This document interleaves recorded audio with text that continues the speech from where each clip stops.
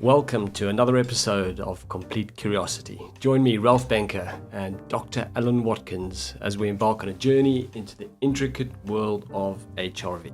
Heart rate variability, and I do mean intricate. HRV is the foundation of how we perform as human beings. It affects our health, our wealth, and relationships, but it's often misunderstood as a simple seesaw between high and low frequencies. Now, we know it's been revealed to be a complex and nuanced indicator of health and performance. Alan used to work in cardiology, and he pioneered the early models that HeartMath have adopted as they expanded HRV practice back in the 90s. Some 25 years on from this, he has run thousands of HRV assessments and presented the evidence with live on-stage experiments showing how a chaotic heart signal creates a chaotic brain signal. Just take a breath. And how we can use breath to create a coherent signal in the heart and the brain. Alan offers insights into the physiological and the emotional regulation and how HRV reflects the body's resilience, adaptability, and overall well-being. Through real-life examples and practical insights, this episode explores the significance of HRV in everyday life, from managing stress to optimizing performance. All good stuff that you really want to know in your life. And of course, we'll try to make it clear that smooth and rhythmic breathing is a way that everyone can start training their HRV immediately.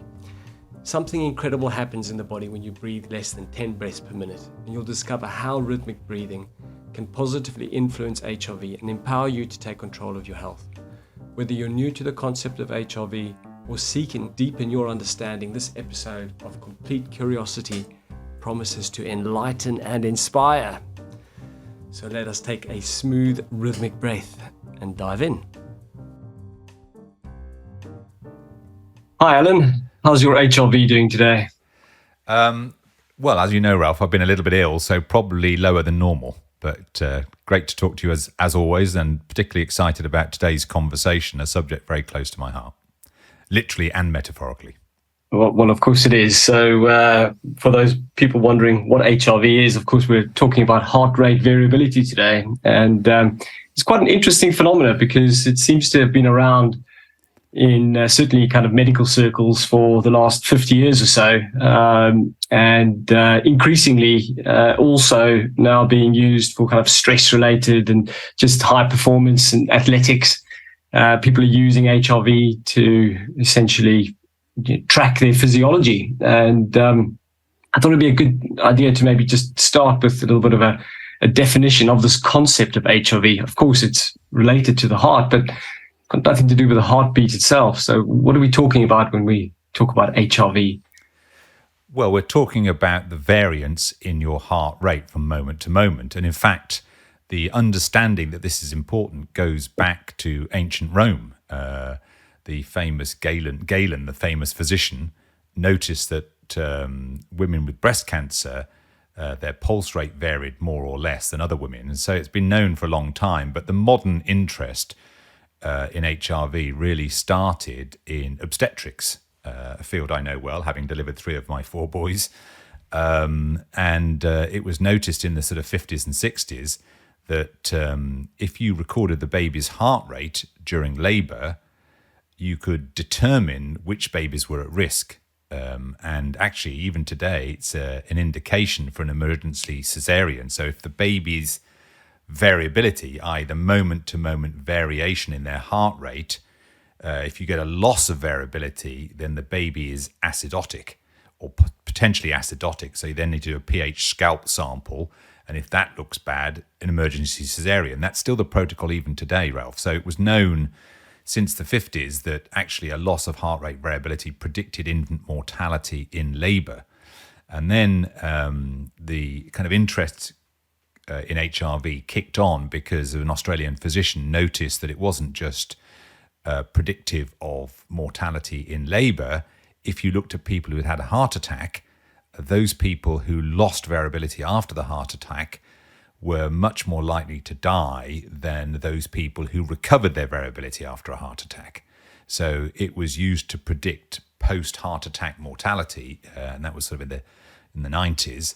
And then somebody looked at it in the general population was it also true that there was this relationship between a loss of variability and predicting what's called all-cause mortality or death from any condition, including accidents, interestingly, which we can talk about if you like. HRV seemed to predict death from anything.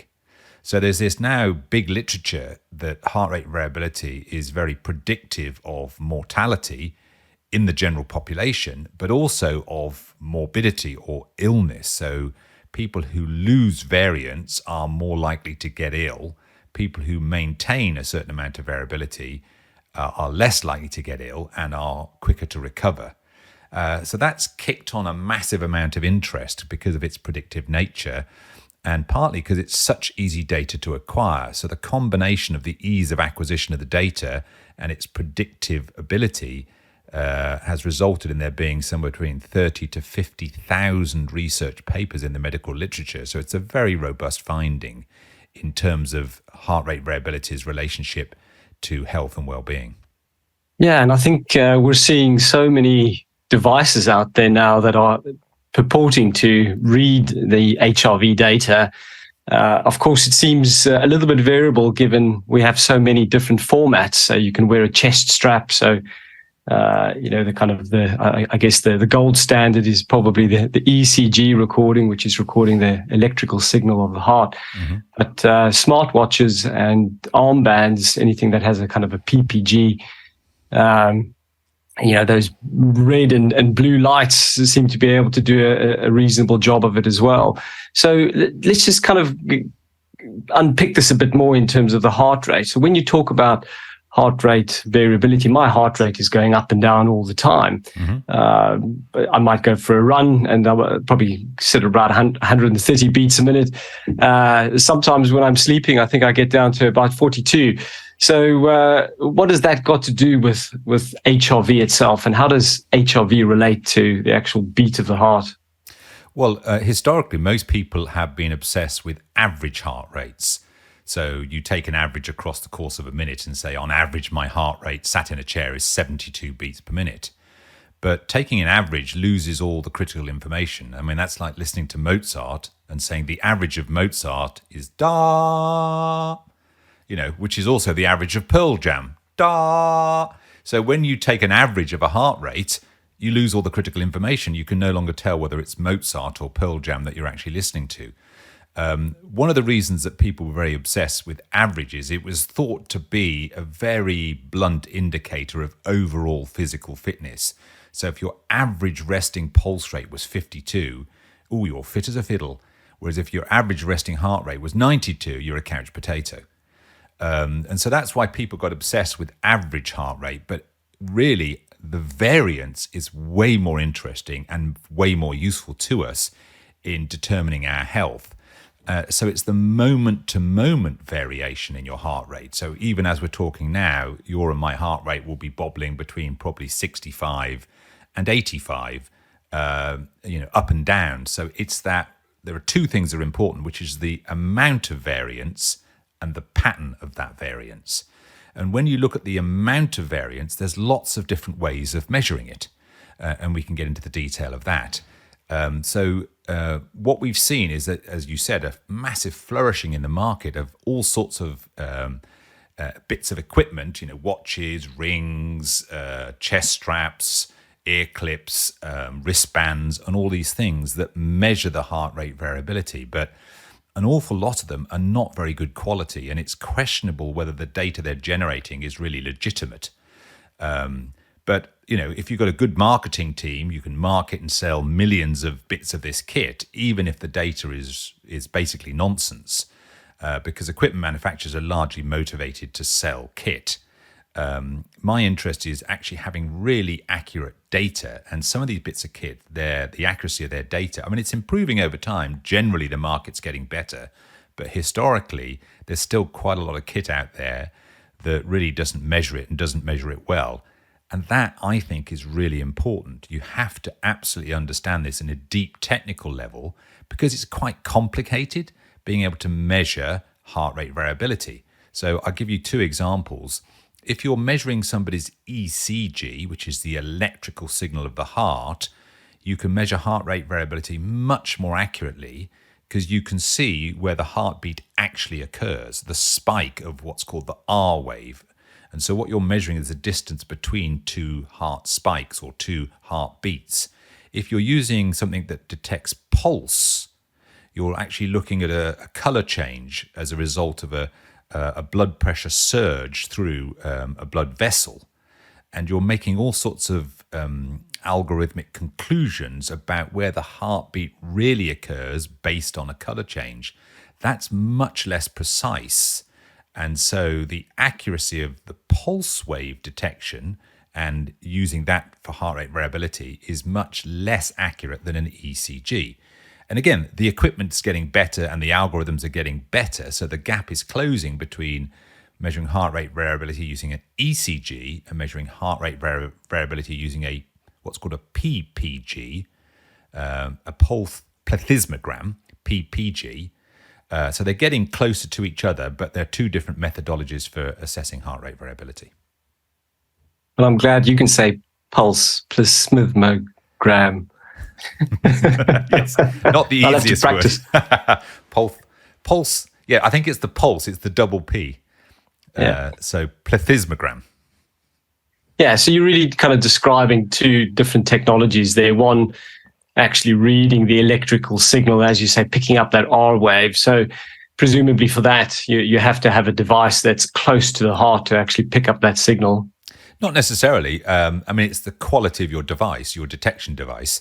I mean, obviously, the ECG is easier to detect on the wall of your chest, around the left side of your chest, because that's where your heart sits. So when you go to the doctors, he will put the electrodes on the left side of your chest because that's closest to the signal. But you can pick up the ECG anywhere on your body because it doesn't just stay in the chest cavity. The ECG is transmitted. It's a piece of information that's transmitted to every single cell in your body. And actually, with really advanced equipment, you can pick up somebody's ECG 2 or 3 feet off their body. So we've seen equipment where you can put a cushion, somebody sits in a chair, and the cushion picks up your ECG.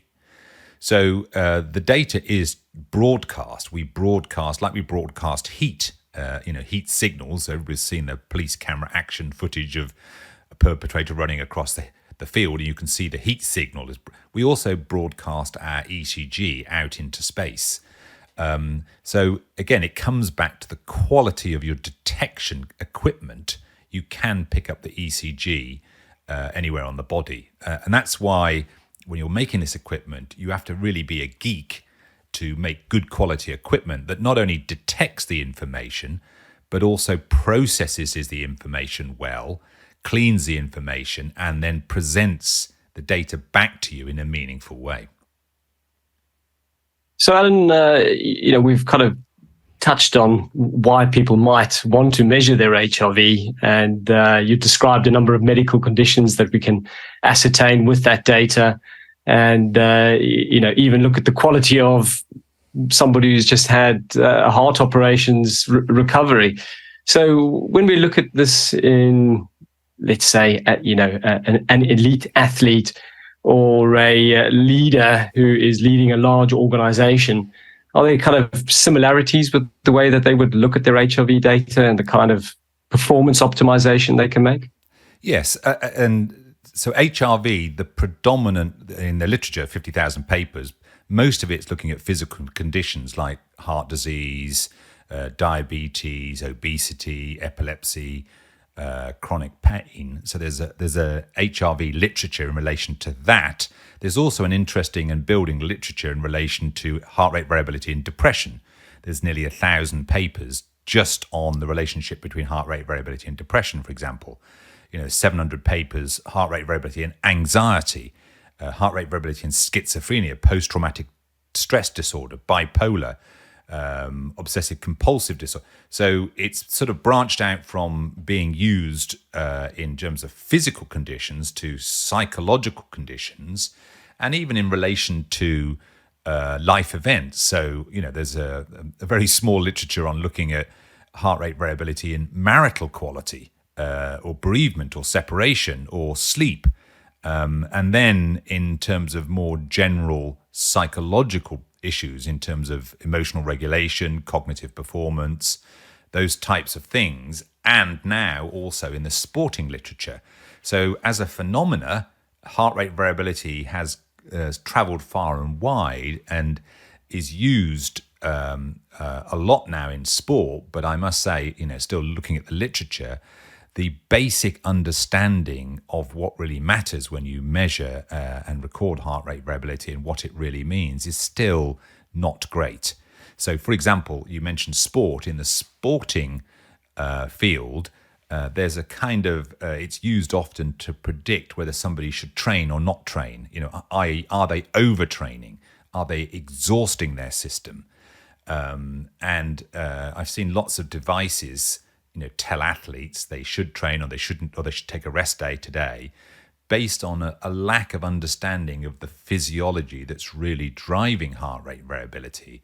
So there's still quite a lot of poor guidance out there, Ralph, which is, part of my mission to get a much broader understanding of how do you really read this data properly and make sense of it so you can give proper guidance.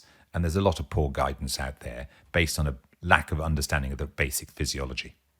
So what would I do if I, did a reading and I had high heart rate variability one day and low heart rate variability the next day? Would I sense that? Would I have a feeling that perhaps I'm feeling a little bit more tired than I was yesterday?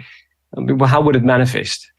Well, the fact that you're wearing some equipment is probably the primary benefit. So you're actually thinking about your health or your well-being, your body. Depending on which piece of kit you're wearing, the data you may be looking at may be garbage. So that's why it really matters. What is the equipment? How is it measuring? And how is it processing the data? And of course, most people in the public would have no idea about that or would have no idea how to evaluate that. They just take it on trust that the piece of kit that they're using is good enough, and it may not be. So it might be its usefulness. If you have no idea whether the kit you're using is, high quality or not, then the primary benefit is the fact that you're thinking about your health and well-being. That's it, nothing more than that. The data may be completely spurious, and therefore the actual data itself may not be helping you at all. The benefit is the fact that you're thinking about your health. If you are using kit that is really high quality, then it's looking at your metrics over time. And there are 30 or 40 different metrics that measure heart rate variability. So we can get into the detail of those metrics. Some of them are useful, some of them are less useful, that have evolved over time, largely amongst us cardiologists, of how do you measure this stuff, and what metrics are you using to measure it, and what do those metrics really mean in terms of your physiology and your physiological functioning. So again, you have to be a bit of a geek to understand these things, to tease this apart. And again, most people using the kit are not geeks. They're not, they're just getting numbers spat out by bits of equipment, which may or may not be true. So, how would you recommend basically getting a handle on that data then? Because it strikes me that the HRV measure seems to come kind of in milliseconds, and then you've got apps that kind of calculate all kinds of different values. Is this something that you think you can actually look at just as a layperson, or do you always need an expert to kind of guide you? Well, I'd encourage people to use equipment that tells you what they're actually measuring. And most bits of equipment don't tell you what they're measuring. They tell you, we're measuring heart rate variability. Well, which of the 40 parameters are you actually measuring? So I'll drop into, there are basically 5 different types of measurements. There are 2 that probably are most useful. So there are what we call time domain measures and frequency domain measures. So time domain measures are looking at the variability of your heart rate over time. So how is your heart rate varying every 2 seconds versus how is your heart rate varying every 20 seconds versus how is your heart rate varying every 5 minutes versus how is your heart rate varying versus every 30 minutes. Those are time domain measures, i.e. looking at variation over different periods of time. So if you look at your heart rate variability every 2 seconds, for example, that's looking at the variance in a certain way, and it tells you information about a certain aspect of your physiology. But if you're looking every 20 seconds, that is looking at a different aspect, because what controls the variation every 2 seconds is not the same thing as what controls the variation every 20 seconds. So that's why this is really, really interesting data. So it's like doing an MOT on your car. You can use heart rate variability, if you understand it, to give you information metaphorically about the tires, the carburetor, the accelerator, the brake. So when you understand these things, you can use these different types of measures to get a kind of like real precise analytic assessment of different aspects of your system. And you can use time domain measures and frequency domain measures. So if your kit that you're using just says we're measuring heart rate variability and it doesn't tell you which of the 30 or 40 measures it's looking at, then that's probably not very helpful to you, because you can't penetrate, you can't understand or read around, start to figure out, well, what are they actually measuring? Is this really looking at my brakes? Is it looking at my accelerator? Is it looking at my carburetor? Is it looking at the quality of my tires? What's it really looking at? And heart rate variability can give you information about all of those things metaphorically. So I encourage equipment manufacturers to be explicit and publish which measures they're using, and users to demand that they're told which measures are being used, because then they can compare different bits of kit. I mean, the geeks out there will often use 2 or 3 different bits of kit. And it's difficult to compare different bits of kit because it's very difficult to get the right information from the manufacturers of what are they actually measuring. And therefore, am I improving my brakes? Am I improving my accelerator? Am I improving my carburetor? Which bit of my health am I really improving? So if the equipment manufacturers don't tell you what they're measuring, you have no idea what you're trying to improve, because of course you want to improve all those things. You want good brakes, good accelerator, good carburetor, good tires, good body work. You want all of that stuff, but the gizmo that you're using to track may be only assessing one aspect of that. Kind of strikes me, just based on what you're describing there, that HRV is really a way for the body to plug into itself and kind of run this diagnostic routine every beat. HRV is something that we've coined as a term, and we use the data to just observe what's going on in the body, but the body is kind of doing this internally all the time. So just give us a bit of a sense of what are some of the underlying mechanisms at play here, because obviously this all relates to the autonomic nervous system. And you mentioned the accelerator and the brakes. It makes sense in a car analogy, but it also makes sense in terms of our physiology. Right. It's not just the autonomic nervous system. That's why this is such powerful data, if you understand it. And again, if people who don't understand it very much think, it's just autonomic measures. It's not, because sometimes the variation in your heart rate over 2 seconds or 20 seconds, yes, that's entirely autonomic. But the variation every hour is more driven by your hormonal system. So if you look at the fluctuations every hour, that gives you quite a lot of information about the health of your hormonal system, not your autonomic system. Because if your pituitary gland in your brain sends a signal to your hormonal glands, it takes about 20 minutes to produce a hormone from a cell. So looking at the variation every 2 seconds or every 20 seconds, that's just too short a window for hormones to have any effect. So when you do what are these are called high frequency measures, where you're looking every 2 seconds, that's a frequency domain measure. That's really measuring the parasympathetic side of your nervous system, or the side of your nervous system that is largely slowing your heart rate down or making very high frequency changes. So one of the things that people don't understand is people think that, let's take the example of your accelerator. When you need to go for a run, you will inject adrenaline into your system even before you start running. So your heart rate, you say that when you run, your heart rate goes up to 130, which is not a fast run, Ralph. I would suggest that if you're running quite fast, your heart rate goes to 150, 160. But even before you leave your house, your heart rate's probably gone up to 110 in anticipation of the run.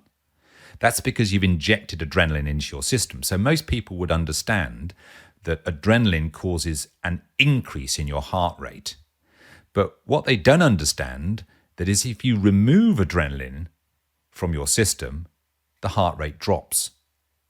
So squirting adrenaline into your system increases your heart rate to go up. Taking adrenaline out of the system causes your heart rate to go down. Now, so actually the accelerator, just like in a car, if you put your foot on the accelerator, the car speeds up. If you take your foot off the accelerator, the car slows down. So the accelerator causes an increase and a decrease in your heart rate. Now, if we look at the brakes, the brake fluid, it's interesting to me that most people have heard of the accelerator fluid, adrenaline. Very few people have heard of the brake fluid. It's a chemical called acetylcholine. If you put your foot on the brakes, most people would understand the heart slows, and it does. But if you take your foot off the brake, the heart rate speeds up. So in the same way as the accelerator, when you put your foot on the accelerator, squirt adrenaline into the system, the heart rate speeds up. Take your foot off the accelerator, the heart rate slows down. Put your foot on the brakes, the heart rate slows down. Take your foot off the brakes, the heart rate speeds up. So brakes and accelerator both cause an increase and a decrease. So how do you tell the difference? And that's that the brakes cause a dramatic change in your heart rate within 2 or 3 seconds. High frequency changes.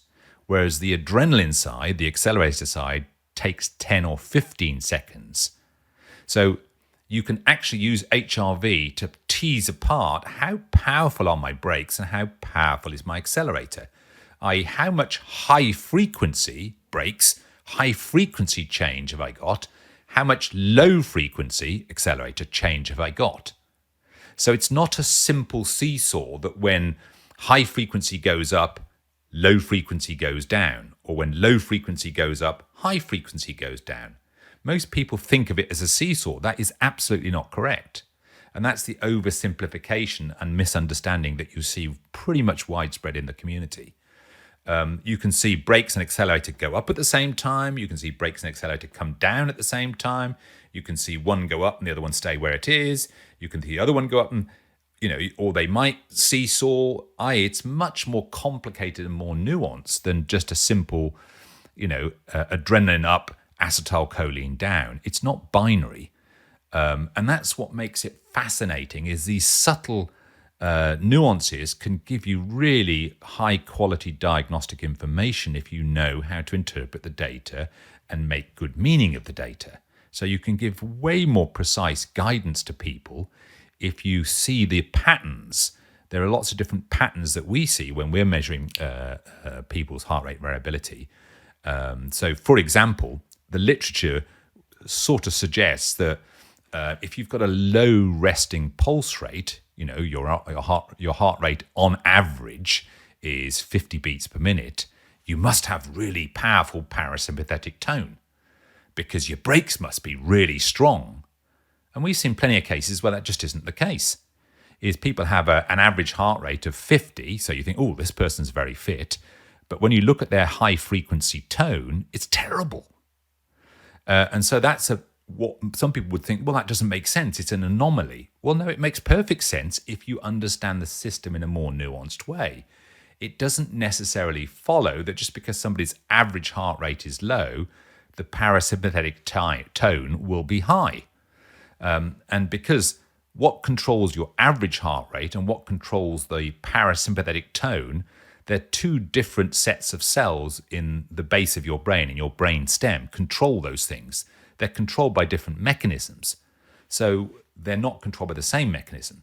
So again, you really have to understand the technical detail to build good equipment, to actually tell people what you're measuring and to make sense of that measure so they can make adjustments, behavioral adjustments in their life, whether they train more, train less, manage their emotions better, or whatever it is you want them to do.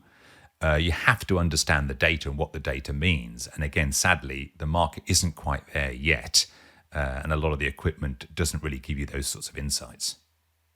So you mentioned the data a couple of times there, and when we talk about data, obviously what we're getting on a smartwatch and a smartphone is quite different to what we might be getting from, let's say, a medical grade ECG recording.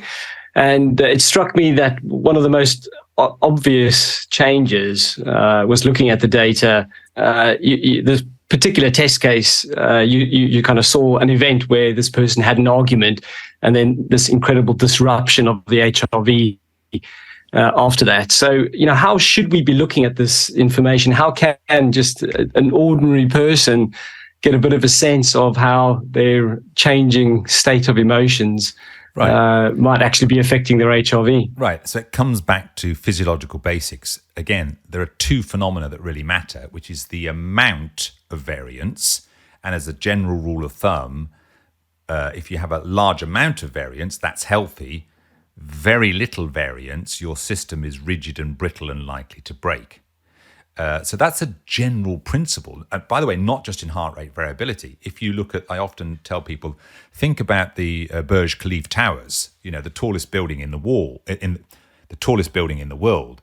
So when they built that, they built it so it would sway a little bit in the wind. Because if they built it too rigid, the first strong wind that comes in, the building is too rigid, it's likely to snap. So they built it so it would sway and give a little bit in the wind. Now, obviously, it can't give too much because first strong wind that comes, if it's swaying 30 or 40 degrees either way, then that creates an instability, and also it makes you feel seasick if you're at the top of that building. So you've got, in a healthy system, you need a certain amount of variance. So no variance is a sign of poor health, whether it's a building or a company strategy would be another example. A company that changes its strategy every 10 seconds is panicking and lurching all over the place. A company that never changes its strategy, even though market conditions have changed, is also unhealthy. So there's this sort of optimal Goldilocks zone. You want, generally speaking, high levels of variability, but not excessive. And so no variability, that's bad. Excessive variability, also bad. You want a high level of variability. So there's the first thing. So when a lay person is looking at this data, am I getting high numbers, essentially? So that's the amount of variability. And then you want the pattern of that variability. So I might be varying my heart rate between 60 and 90 beats per minute in a very erratic fashion, what we call chaos. So the signal might be very chaotic. So it's like watching a seismograph, an earthquake. The heart rate variability is lurching up and down in a very chaotic pattern. Or my heart rate may be varying between 60 and 90 beats per minute, but in a dynamic and stable kind of waving fluctuation, like a sine wave, like a pure sine wave. And this is called coherence. So it's stable dynamism, if you will. So it's like watching a bamboo sway in the wind. You've got some nice amount of stable variance rather than sort of lurching, earthquake type variance. So again, amount of variability and pattern of variability. And the amount of variability is very health predictive.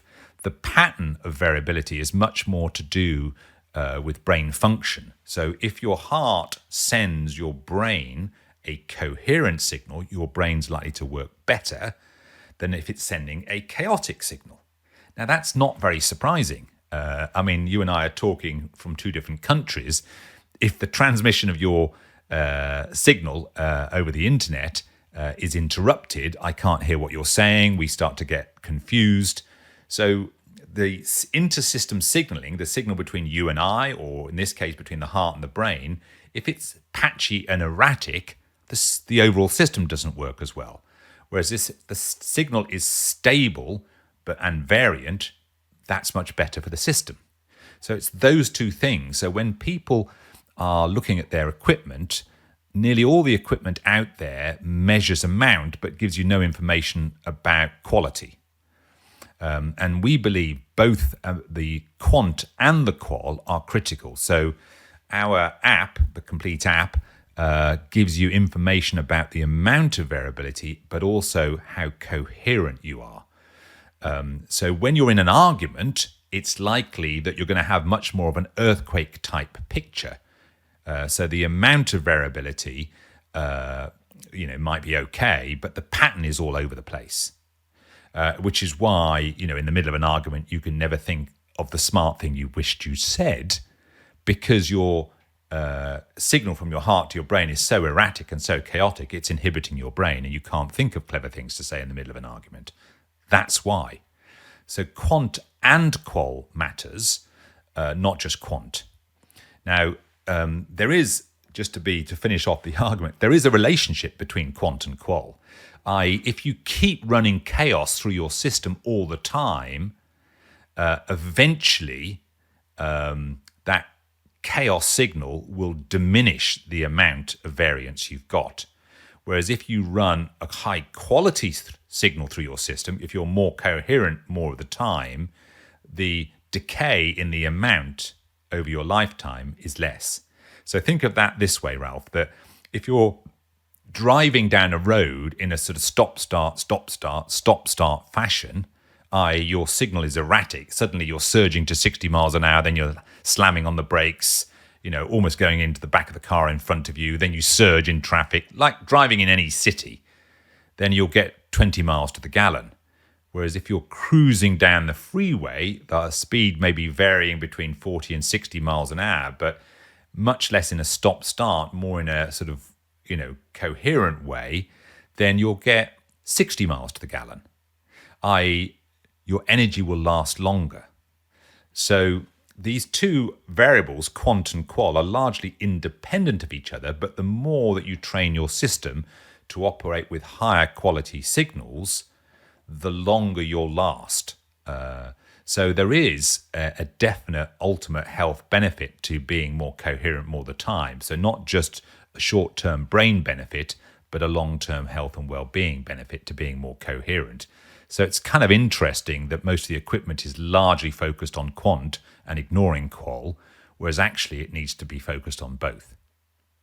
So let's talk about some of the things that we can actually do. So in terms of influencing your HRV, is there anything that we can do to improve it? I mean, it strikes me there's this statistic that, from the age 25, our HRV reduces by about 3% a year.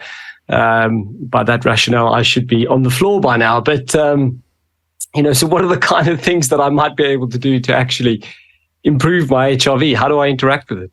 Yeah, so if you take no intervention, most people, the literature suggests that most people's, depending on which parameter you look at, decays by 1 to 3% parameter, depending on which parameter you're looking at.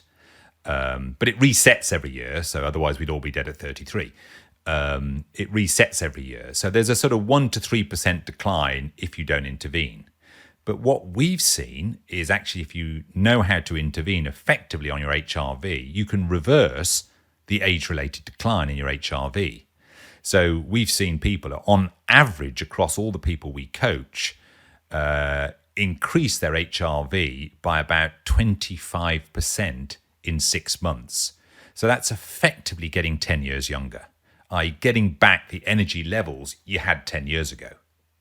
So it doesn't necessarily decline, but it will do if you do nothing about it. You'll just age. And then people who go through stressful periods, as we all do at certain points in their life, if you don't manage your energy during those stressful periods, you'll have accelerated aging. So it won't be a 1 to 3% decline. It might be a 10 to 15% decline. So you basically get accelerated aging. And you can see that in people around you that go through stressful periods and don't manage very well. But the good news is you can get a control of all this biology. You can learn to control all of this and reverse the age-related decline. I think currently the course record in the people we've coached, there was a lady, I remember, she got 140% improvement in her HRV in a year. I mean, that's like, she's become a teenager again. She was starting from a low base, so she had to work quite hard for that. And so what you can do, it starts with some basic regulation of your physiology, and that means breathing. So there are 12 dimensions of your breath you can learn to control, But again, a lot of people out there teaching breath skills wouldn't understand all the physiology and how these different breathing techniques affect the physiology. So it's not deep breathing that will help you. So when people say, oh, you've got an important meeting, take a few deep breaths, I always say, don't bother with that, it won't help. But rhythmic breathing, rhythmic, even breathing through the center of your chest will stabilize your biology and turn the signal from a sort of earthquake chaos picture into a coherent picture. So if you've got yourself plugged up to some HRV monitoring equipment, you should see that within about a minute. In fact, if anybody goes and watches the first 2 TED Talks I did, that's exactly what I demonstrate. As I pull somebody out of the audience, put them under pressure, their biology goes into chaos, their brain shuts down, they can't even count. And then I show them on the second TED Talk how within a minute, this isn't months and months of training, Ralph, this is once you know how to do this breath technique, you can restore coherence to your biology within 1 minute. So it's pretty easy to do when you know exactly what to do. This very specific rhythmic, even breathing through the center of the chest.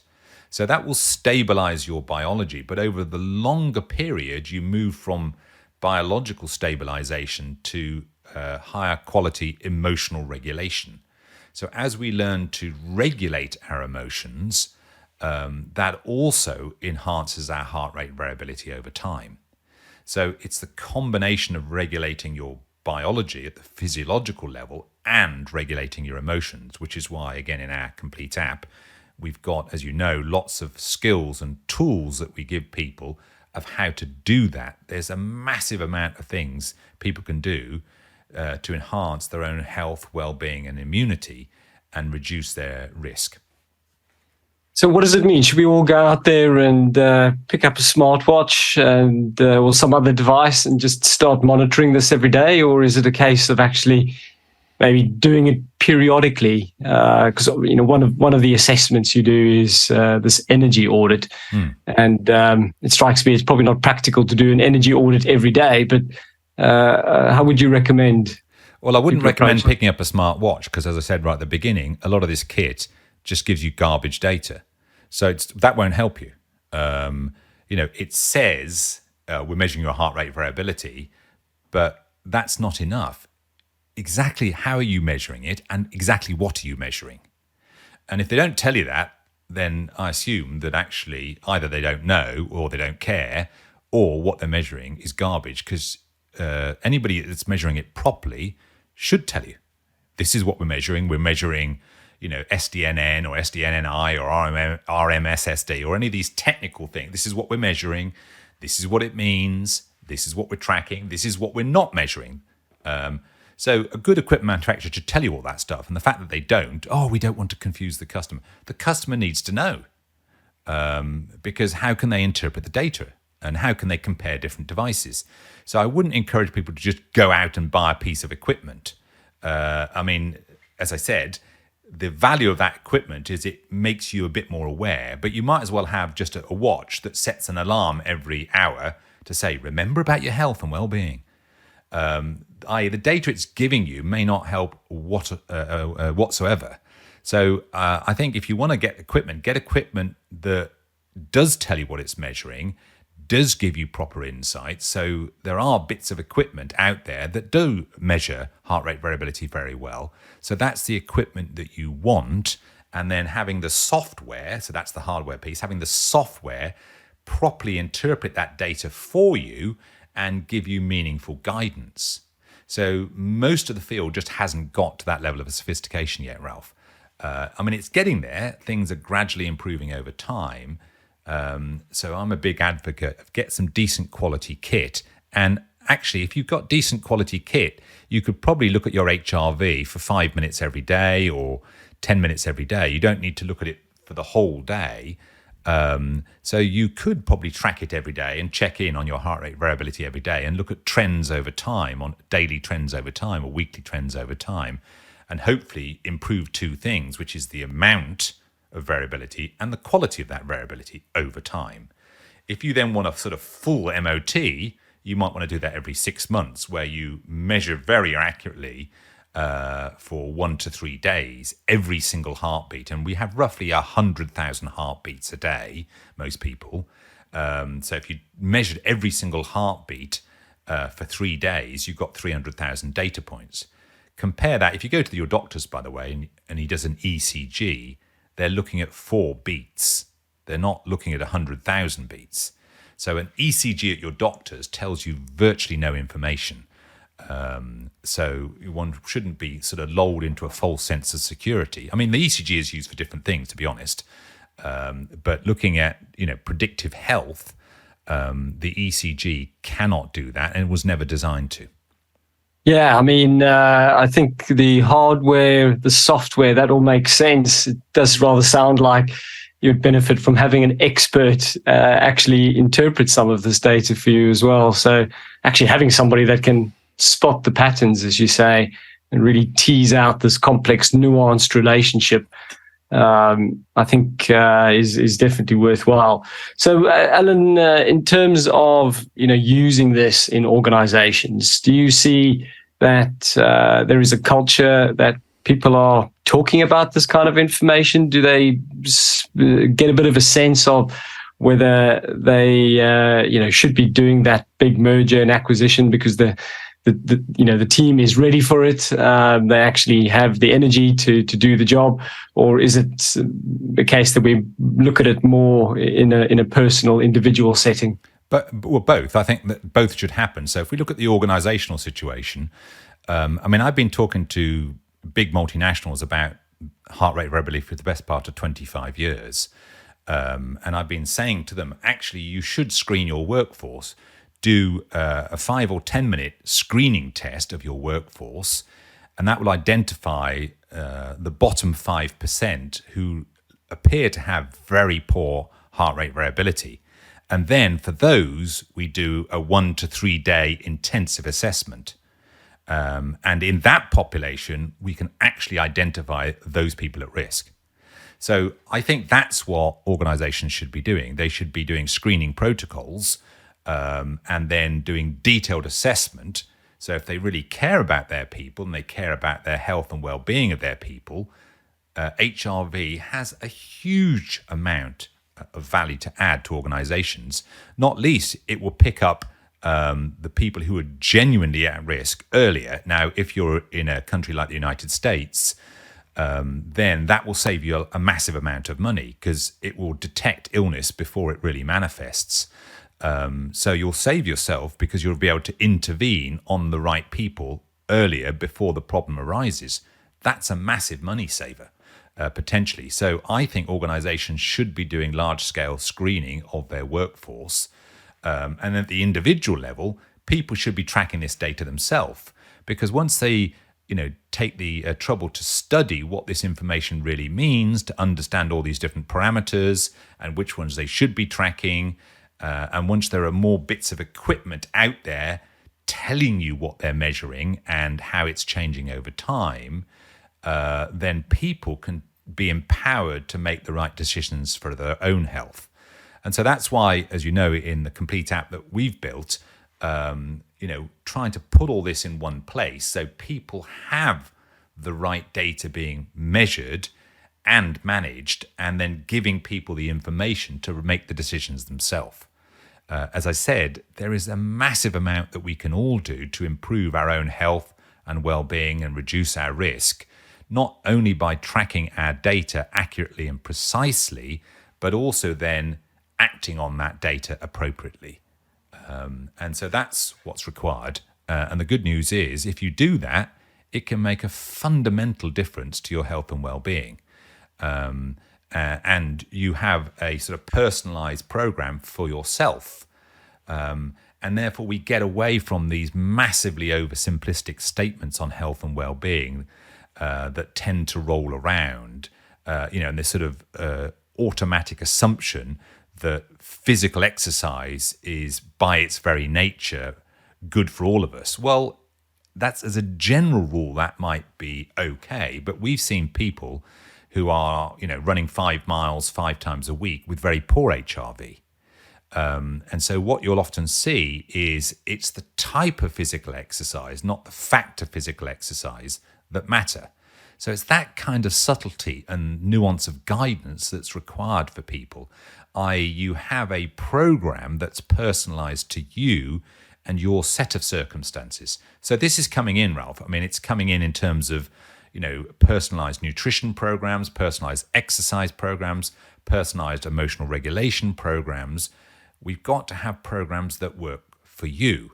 Now, in order to do that, you need, techie geeks like me understanding this and being able to give that nuanced guidance to people that they really need, so they actually have a program that works for them, rather than some generic one-size-fits-all program. Well, you promised to get to the heart of the matter, or you promised that it was at the heart of the matter, and I think you've absolutely smashed it, Alan, giving us some really interesting insights there on HRV and how we can actually use this in a practical way. So I think with that, I'm definitely going to do some daily recordings and clearly try and run faster. Run faster metaphorically. I mean, this is the beauty of the human system, right? It's unbelievably brilliant at correcting itself, healing itself, if you know how to unlock the brilliance of our system. And with a little bit of help and encouragement and guidance, the human body has unbelievable recuperative powers. With poor guidance, you end up resting when you should have exercised, or not regulating your emotions correctly, and so on.